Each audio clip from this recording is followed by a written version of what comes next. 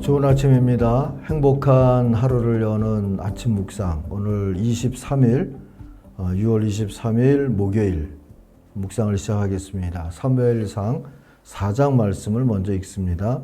사무엘의 말이 온 이스라엘에 전파되니라.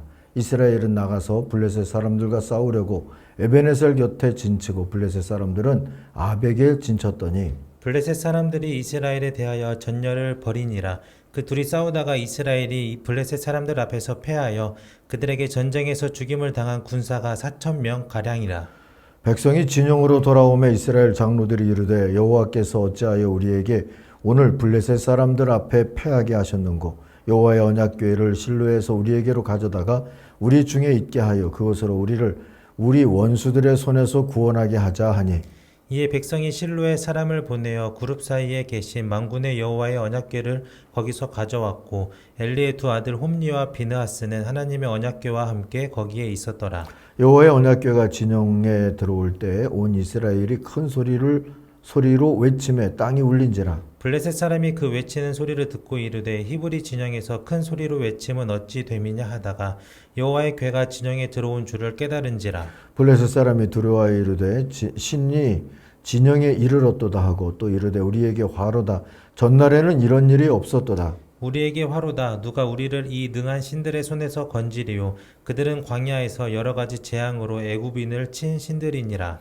너희 블레셋 사람들아 강하게 되며 대장부가 되라. 너희가 히브리 사람의 종이 되기를 그들이 너희의 종이 되었던 것 같이 되지 말고 대장부같이 되어 싸우라 하고 블레셋 사람들이 쳤더니 이스라엘이 패하여 각기 장막으로 도망하였고 살육이 심히 커서 이스라엘 보병에 엎드러진 자가 3만 명이었으며 하나님의 궤는 빼앗겼고 엘리의 두 아들 홈리와 비느하스는 죽임을 당하였더라. 당일에 어떤 베냐민 사람이 진영에서 달려나와 자기의 옷을 찢고 자기의 머리에 티끌을 덮어쓰고 실로에 이르니라. 그가 이를 때 엘리가 길 옆 자기의 의자에 앉아 기다리며 그의 마음이 하나님의 궤로 말미암아 떨릴 즈음이라. 그 사람이 성읍에 들어오며 알림에 온 성읍이 부르짖는지라. 엘리가 그 부르짖는 소리를 듣고 이르되 이 떠드는 소리는 어찌 됨이냐. 그 사람이 빨리 가서 엘리에게 말하니 그때 엘리의 나이가 98세라. 그의 눈이 어두워서 보지 못하더라. 그 사람이 엘리에게 말하되 나는 진중에서 나온 자라. 내가 오늘 진중에서 도망하여 왔나이다. 엘리가 이르되 내 아들아 일이 어떻게 되었느냐. 소식을 전하는 자가 대답하여 이르되 이스라엘이 블레셋 사람들 앞에서 도망하였고 백성 중에는 큰 살육이 있었고 당신의 두 아들 홈리와 비느하스도 죽임을 당하였고 하나님의 궤는 빼앗겼나이다. 하나님의 궤를 말할 때에 엘리가 자기 의자에서 뒤로 넘어져 문 곁에서 목이 부러져 죽었으니 나이가 많고 비대한 까닭이라. 그가 이스라엘의 사사가 된 지 40년이었더라. 그의 며느리인 비느하스의 아내가 임신하여 해산 때가 가까웠더니 하나님의 궤를 빼앗긴 것과 그의 시아버지와 남편이 죽은 소식을 듣고 갑자기 아파서 몸을 굽으려 해산하고 죽어갈 때에 곁에 서 있던 여인들이 그에게 이르되 두려워하지 말라. 내가 아들을 낳았다 하되 그가 대답하지도 아니하며 관념하지도 아니하고 이르기를 영광이 이스라엘에서 떠났다 하고 아이 이름을 이가봇이라 하였으니 하나님의 궤가 빼앗겼고 그의 시아버지와 남편이 죽었기 때문이며 또 이르기를 하나님의 궤를 빼앗겼으므로 영광이 이스라엘에서 떠났다 하였더라. 아멘. 모든 영광이 떠났다. 오늘 묵상의 제목입니다. 21절이 요절이죠. 아이의 이름을 이가봇이라고 지어주며 이스라엘에서 영광이 떠났다는 말만을 남겼다. 하나님의 궤를 빼앗긴 데다가 시아버지도 죽고 남편도 죽었기 때문이었다. 자, 블레셋은 지중해 연안에서 가장 먼저 철기 문명을 받아들였고 싸움에 능한 민족이다 하는 이야기를 여러 차례 했죠. 그들과의 싸움에서 이스라엘은 종종 참패했고 그랬습니다. 그런데 이번에도 또 싸움이 일어났어요. 그런데 이번에는 블레셋이 먼저 싸움을 걸었는지 그건 분명하지 않습니다. 오히려 이스라엘이 그들과 싸웠다 하고 보여집니다. 4,000명의 군사를 그러나 잃어버리고 말았어요. 그런데 이스라엘이 잃은 것은 군사만이 아니었죠. 판단력도 성찰 의지도 잃었던 것으로 보입니다. 제대로 성찰했다면 와신상담의 자세로 회개하며 잃어버린 믿음을 되찾을 기회로 삼았을 겁니다. 또한 제대로 판단만 했어도 법궤를 앞세워 전세를 뒤집겠다는 객기를 부리지는 않았을 겁니다. 손자병법에 나오는 말에 이치대란, 이정대화라는 말이 있어요. 아군의 태세를 엄정하게 다스리며 적이 혼란해질 때를 기다린다 하는 게 이치대란.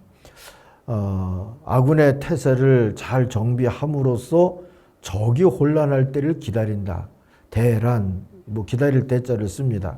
또 고요하고 침착하게 나를 가다듬으면서 적이 시끄러워지기를 기다린다. 이게 이정대화라는 말의 뜻이죠.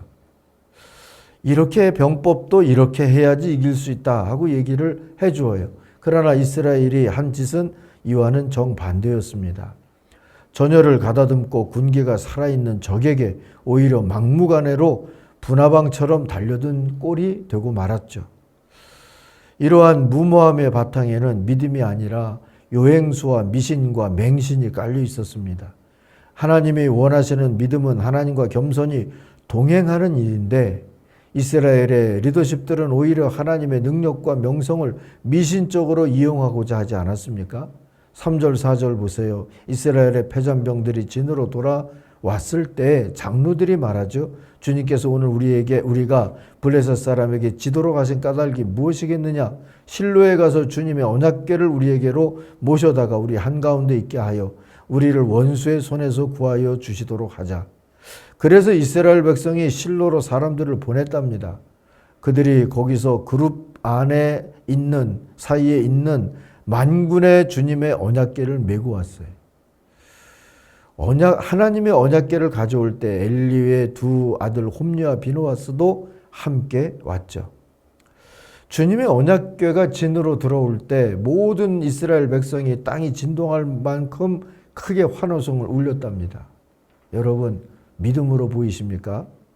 이걸 믿음으로 보면 안 된다는 게 그 다음 구절들이 분명히 알려주지 않습니까?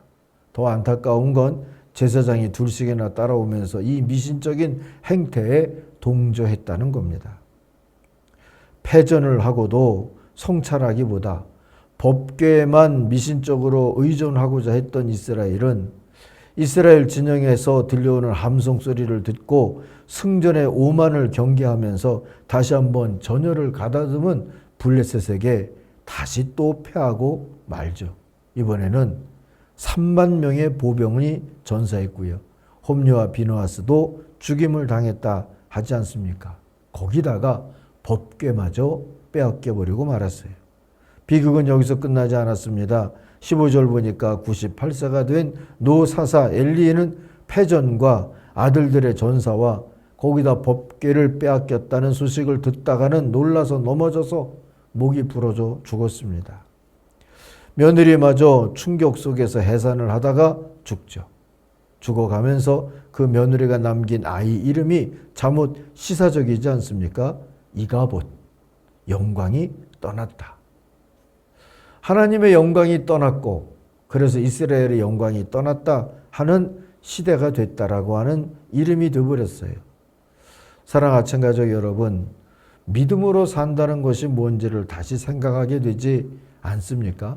하나님을 믿는다는 것은 하나님을 보물단지나 복주머니 몇 개 같은 식으로 믿는 게 아니지요. 하나님의 의로운 섭리와 통치를 믿는 겁니다. 그렇다면 하나님의 심판의 때에는 그 심판을 받아들여서 하나님의 공의를 드러내는 게 믿음이고 회개고 그렇지 않겠습니까?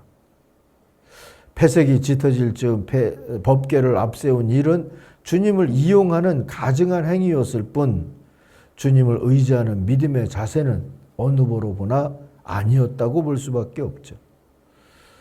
믿음에서 실패한 이스라엘이 전쟁과 안보에서만 성공할 수는 없는 일이었습니다. 주님을 떠난 공동체에 남는 것은 영광은 아니고요. 그리고 패배와 수치 뿐이었던 것이죠. 믿음으로 받지 않은 심판은 이스라엘에게서 영광을 앗아갔고 그리고 전쟁은 처절한 상처로 남게 됐습니다. 이가봇의 시대가 된 것이지요. 잘못했을 때는 심판에도 실패에도 아멘 하는 게 어쩌면 믿음입니다. 아니 그것만이 믿음입니다. 그렇게 성찰하고 그렇게 하나님 앞에서 다시 겸손해져야 합니다. 그래야 이가봇의 시대까지 되지는 않으니까요. 사랑하는 청취자 여러분, 주님을 진심으로 믿을 수 있기를 바랍니다. 하나님의 다스림과 통치와 섭리를 믿으십시다. 그리고 그 앞에 순종하는 진심의 믿음, 하나님 나라 백성으로 살아가십시다. 하나님을 어설피 이용해 먹으려고 하지 말고 말이죠. 그것은 믿음이 아니니까요. 온전한 믿음으로 살게 해주십시오. 오늘 아침에 그렇게 기도할 수 있는 우리 아침 가족들이 되시기를 바랍니다. 기도하겠습니다. 하나님 아버지, 혹 우리가 살고 있는 시대도 이가봇의 시대가 되지는 않겠는지요. 주님 통촉해 주시고 우리 교회들로 하여금 성도들로 하여금 다시 한번 성찰 의지를 가지고 하나님 앞에서 온전하고 또 진심으로 믿음의 생활을 하게 하여 주옵소서. 특별히 우리 다음 세대가 영광의 시대를 만들도록 축복해 주시옵소서. 예수님 이름으로 기도하옵나이다. 아멘. 하늘에 계신 우리 아버지, 아버지의 이름을 거룩하게 하시며 아버지의 나라가 오게 하시며 아버지의 뜻이 하늘에서와 같이 땅에서도 이루어지게 하소서. 오늘 우리에게 일용할 양식을 주시고 우리가 우리에게 잘못한 사람을 용서하여 준 것 같이 우리 죄를 용서하여 주시고 우리를 시험에 빠지지 않게 하시고 악에서 구하소서. 나라와 권능과 영광이 영원히 아버지의 것입니다. 아멘. 각자 기도하시겠습니다.